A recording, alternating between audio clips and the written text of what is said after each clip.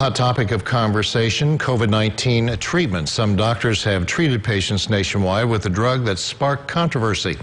Eyewitness News' Miranda Meister talked to a Henderson doctor who's using that drug that is still being debated as an answer for COVID-19. Throughout the course of the coronavirus, one thing has remained the same: the uncertainty of how far this virus will expand and who it will affect.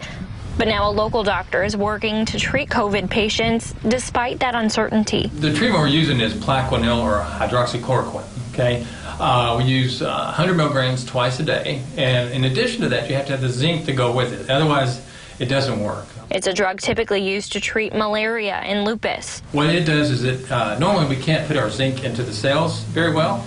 So with Plaquenil acts as a conduit. It takes the zinc and it drives it into the cells. So. Dr. James Buckmaster runs Corpus Christi Clinic near downtown Henderson.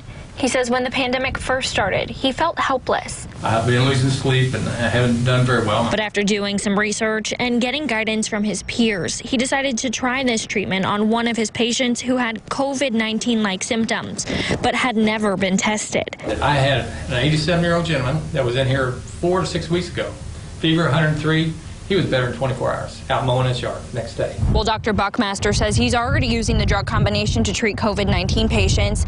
Other doctors say they're waiting to see results from drug trials. Signs don't count for us. You need a study to prove that people do better, as well as the huge variability we see in this disease. Many people have no symptoms. Many people have mild symptoms. So it's hard to know just when people report that it works. Dr. Christopher Belcher with Ascension St. Vincent says although hydroxychloroquine is already on the market, there are some things that still need to be researched. We just need the studies done where you have, half your group with it, half without perhaps, and you look at how they differ. But in Dr. Buckmaster's eyes, he says he has a way to win the war against COVID-19.